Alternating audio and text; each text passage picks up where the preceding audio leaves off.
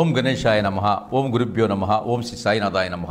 సాయి బంధువులరా, ఈరోజు బాబావారు సూచించిన నేను ప్రవచించే ప్రధానమైనటువంటి అంశం నా జీవితంలో జరిగిన యథార్థమైనటువంటి ఘటన, యథార్థమైన లీల, యథార్థమైనటువంటి జ్ఞానం. ఈ జ్ఞానాన్ని మీతో పాల్పంచుకునే ప్రయత్నం చేస్తున్నాను. సాక్షాత్తు సాయిబాబా సాయి చరితామృతంలో ఒక ప్రధానమైనటువంటి అంశం, ప్రధానమైనటువంటి రమణీయమైనటువంటి దృశ్యం, ప్రధానమైనటువంటి కన్నుల మహోత్సవం అయినటువంటి ఒక సంఘటన మీతో ఈరోజు పాలు పంచుకునే ప్రయత్నం చేస్తున్నాను. అది ఏమిటో కాదు, ప్రధానంగా చావడి ఉత్సవం.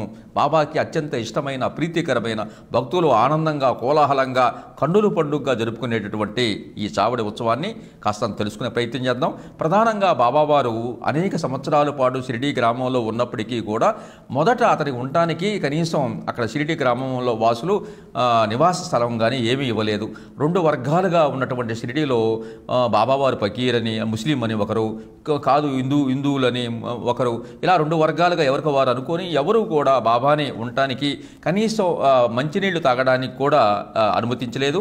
మంచినీళ్లు తాగితే మలినమైపోతాయని ఆ ముస్లిము లేకపోతే ఆ ఫకీర్ అడ్డు ఉంటే మనకు నష్టం జరిగిందని ఈ క్రమంలో బాబావారు కాస్త దూరం వచ్చినా కూడా అక్కడక్కడ ఉన్నటువంటి దూర ప్రాంతంలో చెట్లలో పొట్టల్లో ఆ దగ్గరలో ఉన్నటువంటి ఆ ప్రాంతాల్లో బాబావారు అక్కడ సంచరించి కొన్నాళ్ళు గడిపి ఆ తర్వాత కాస్తంత సర్దుబాటు జరిగినాక, ఆయన యొక్క ఉనికి తెలిసినాక అక్కడ షిరిడిలో ఉన్నటువంటి ఈ యొక్క హనుమాన్ మందిరం దగ్గర రామదాసు, జానకీదాసు అనే వాళ్ళ దగ్గర కాస్తంత చిన్నగా అక్కడ శ్రవణ నివాసం ఏర్పరచుకొని తర్వాత బాబా యొక్క శక్తి, బాబా ఉనికి కొంచెం నిదానంగా తెలిసినాక పాడుపడినటువంటి మసీదులోకి రావడం జరిగింది.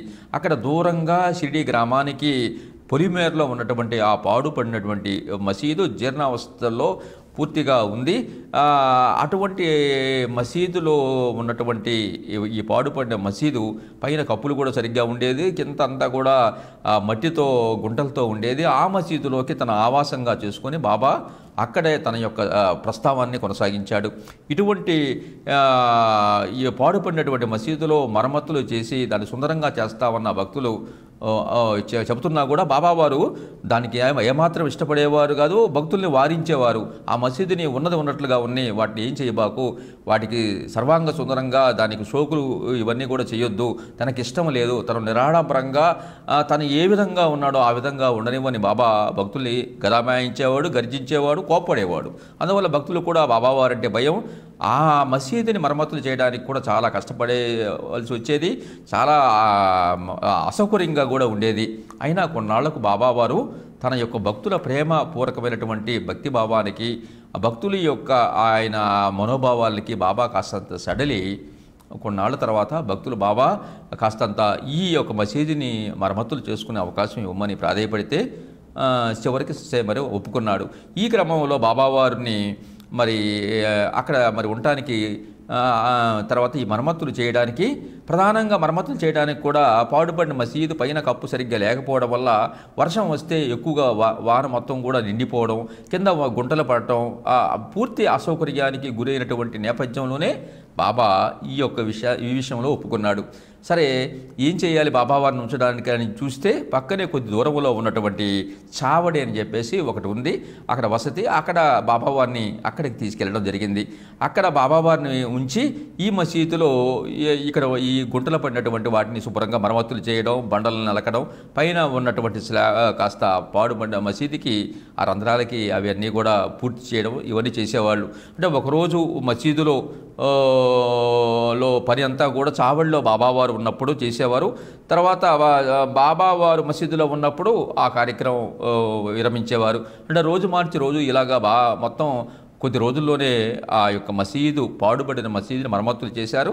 ఆ తర్వాత మరమ్మతులు చేసి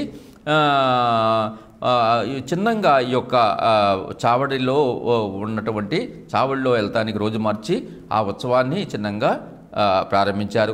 ఇది బాబా యొక్క అనుగ్రహం. ఈ డిసెంబరు 10వ తారీఖు 1910వ సంవత్సరంలో మొదటిసారిగా ఈ యొక్క చావడి ఉత్సవాన్ని ప్రారంభించారు. దీని ఉద్దేశం ఏంటంటే మసీదులో ఉన్నటువంటి బాబావారిని చావడి దాకా ఆయన్ని చక్కగా ముస్తాబు చేసి అలంకరణ చేసి ఒక గొప్ప ఉత్సవంలాగా మసీదు నుంచి చావడికి తీసుకురావడానికి ఒక గొప్ప ఆధ్యాత్మిక కార్యక్రమాన్ని వాళ్ళు ఏర్పాటు చేసుకున్నారు రోజు మార్చి. ఇది ఎంత గొప్ప వైభవంగా ఉండేదంటే బాబావారి ముందు చావడి ఉత్సవానికి ముందు ఒక చక్కటి పల్లకి ఏర్పాటు చేసేవారు. ఆ పల్లకిలో బాబాకు సంబంధించినటువంటి బాబాని ఆ పల్లకిలో కూర్చోబడి వారి సహచరులు అందరూ కూడా బతిమలాడినప్పటికీ కూడా తను ఎట్టి పరిస్థితుల్లో పల్లకి కూర్చోని చెప్పేసి భీష్మించుకున్నాడు. ఈ క్రమంలో భక్తులు కాస్తంత సడలించి బాబా బదులు బాబా యొక్క షట్కా, బాబా పాదుకలు ఆ యొక్క పల్లకిలో పెట్టారు. ఆ పల్లకిని చక్కగా అందంగా సుందరంగా అలంకరణ చేసేవారు. దానికి కావలసినటువంటి అన్ని కాగితాలు, నగీషులు అన్నీ కూడా చక్కగా ముస్తాబు చేసేవారు. గంధము, పసుపు, బొట్టు అవి కూడా పెట్టేవారు. తర్వాత ఆ ఉత్సవానికి సంబంధించినటువంటి శ్యామకర్ణ అనేటువంటి ఆ గుర్రానికి కూడా దాన్ని చక్కగా ముస్తాబు చేసి అలంకరణ చేసేవారు. తర్వాత భక్తులు రకరకాలైనటువంటి అందమైనటువంటి వస్త్రాలు ధరించేవారు. తర్వాత కొంతమంది దేదీప్యమైనటువంటి మిరుగుడ్లు గొలుపుతున్నటువంటి లాంతర్లు, విద్యుత్ దీపాలను, ఆ దివీట్లను పట్టుకునేవారు. మరికొందరు కాస్త వాయిద్య పరికరాలు, డోలు, సన్నాయి, తర్వాత ఇటువంటివన్నీ కూడా పట్టుకునేవారు. కొంతమంది భక్తులు బాబాకి ఇసరడానికి ఇరుపక్కల ఇంజామరలు అంటే మనం విసినకర్రలాగా పట్టుకునేవారు. తర్వాత బాబా యొక్క అంటే ఆయన తల మీద ఒక ఛత్రాన్ని కూడా భక్తులు పట్టుకునేవారు. తర్వాత బాబాని కూడా చాలా సర్వాంగ సుందరంగా కూర్చోబెట్టి ఎంతో రమణీయంగా ముస్తాబు చేసి, తర్వాత అందంగా అలంకరణ చేసి, ఆయనకి గంధము, బొట్టు అవి పెట్టి ఒక గొప్ప మంచి ఆకర్షణీయంగా బాబాని తయారు చేసి ఆ బాబాని అక్కడి నుంచి ఎంతో అసలు ఒక అద్భుతమైనటువంటి రంగురంగుల ఒక విద్యుత్ కాంతులతో దేదీప్యమానంగా వెలుగుతున్న ఆ రాత్రి వేళల్లో, సాయంత్రం వేళల్లో ఈ చావడి ఉత్సవం చేసేవారు. ఆ చూస్తానికి ఒక గొప్ప మహోత్సవంలాగా అంత గొప్పగా ఉండేది. ఒకరు పెద్దగా ఆ యొక్క నాదస్వరాన్ని అంటే ఊదడము, తర్వాత మరొకరు డోలు కొట్టడము, మరొకరు గజ్జలతో ఎగరడము, తర్వాత ఇరుపక్కల కూడా ఈ తాత్య మహల్సపతి బాబావారి చెయ్యి పట్టుకొని ఈ ఉత్సవానికి ప్రారంభించేటప్పుడు ఒకసారిగా పెద్దగా ఆ యొక్క సంబరాత్మకమైనటువంటి ఒక దుందుబి మోగించినట్టుగా ఆ ఉత్సవం బయలుదేరేది. శ్యామకర్ణ ముందు వైపు వెళ్తూ అది లయబద్ధంగా నృత్యం చేస్తూ, డ్యాన్స్ చేస్తూ ఆ గుర్రం కూడా బాబా ఉత్సవంలో ఒక భాగస్వామిగా పాల్గొనేది. ఒక పక్క లయబద్ధంగా ముందుకు ఆ గుర్రం కొనసాగుతూ వెళ్ళేది, మరో పక్క ఛత్రం చామరాలు పట్టుకునేవారు, ఇంజామారాలు విసిరేవారు, మరో పక్క గొప్ప గొప్ప వాయిద్యాలతో పెద్దగా ఊదేవారు, మరో పక్క దేదీప్యమైనటువంటి దివీటిలను పట్టుకొని వెలిగించేవారు. ఆ కాంతిలో బాబావారికి అసలుకి షిరిడి మాజే పండరిపుర అని చెప్పేసి ఆ యొక్క పండరిపురమే షిరిడి అన్నట్టుగా ఆ పాటతో, ఆ యొక్క హారతి పాటతో బాబా ఉత్సవం ఆ చావడికి బయలుదేరేది. అది ఎంతమంది చిన్న పెద్ద అనే భేదం లేకుండా చిన్నపిల్ల కాడించి 6 సంవత్సరాల కాడించి 100 సంవత్సరాల వరకు కూడా వృద్ధులు, తర్వాత స్త్రీ పురుషులు, పిల్లలు అందరూ కూడా చాలా తన్మయంగా, భక్తిపూర్వకంగా, ఆనందంగా, కన్నుల పండుగ ఆ ఉత్సవం పాల్గొనేవారు. ఆ ఉత్సవంలో బాబావారి యొక్క తేజస్సు దేదీప్యమానంగా ఎలుగుతూ ఉండేది. ఆ చీకట్లో ఆ ఉత్సవం కాంతుల్లో బాబా యొక్క ముఖ వర్చస్సు ఎంత రమణీయంగా శోభాయమానంగా ఉండేదంటే అది చెప్పనలవి కదా. చూస్తున్నటువంటి ఆ భక్తులకే ఆ అనుభూతిని, ఆ ఆనందాన్ని పొందేవారు. అక్కడి నుంచి ఆ ఉత్సవం ఈ మసీదు నుంచి బయలుదేరి ఆ ఉత్సవం చిన్నంగా జరుపుకుంటూ చావడి దగ్గరికి వచ్చినాక అక్కడ ఆపేసి బాబావారిని అక్కడ ఒక చక్కటి ఒక పీటని ఏర్పాటు చేసి అక్కడ బాబావారిని తెచ్చి కూర్చోబెట్టి అక్కడ ముందుగానే ఒక చిలుము తయారు చేసి ఆ తయారు చేసినటువంటి చిలుము బాబావారికి ఇచ్చి తర్వాత బాబావారు పిలిచినటువంటి చిలుము మిగతా వారు కూడా తీసుకునేవారు. ఆ రకంగా ఉత్సవాన్ని ఆ వైభవంలో పాల్గొన్నాక ఆ భక్తులకి బాబావారి యొక్క ఊది ప్రసాదాలు అవన్నీ కూడా పంపిణీ చేయబడేవి. తర్వాత ఈ ఉత్సవంలో ఎంతో గొప్ప ఒక లయబద్ధమైనటువంటి హారతి పాటలతో ఈ కార్యక్రమం అంతా కూడా కొనసాగేది. అది అసలు ఆ ఉత్సవం చూస్తే అది చూడటానికి కూడా 2 కన్నులు చాలవు. ఇప్పటికీ కూడా ప్రతి గురువారం ఈ యొక్క ఉత్సవ కార్యక్రమం మనకి షిరిడీలో చేస్తూ ఉంటారు, చావడి ఉత్సవం.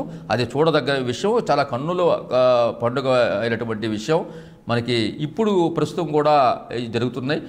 ఈ ఉత్సవంలో మరి ఆ యొక్క చిలుము బాబాకి అందించడం ఇప్పటికీ తాత్య వారసులు ఒక తెల్ల వస్త్రాలతో వచ్చి ఆ ఉత్సవంలో ఈ ఉత్సవం అయిపోయినాక బాబా ఆ చిలుముని బాబా ఉన్నటువంటి చిత్రపటానికి ఆ యొక్క చిలుముని ఆ గొట్టాన్ని అందిస్తే బాబా తాగుతున్నట్టుగానే మనకి అనిపిస్తూ ఉంటుంది.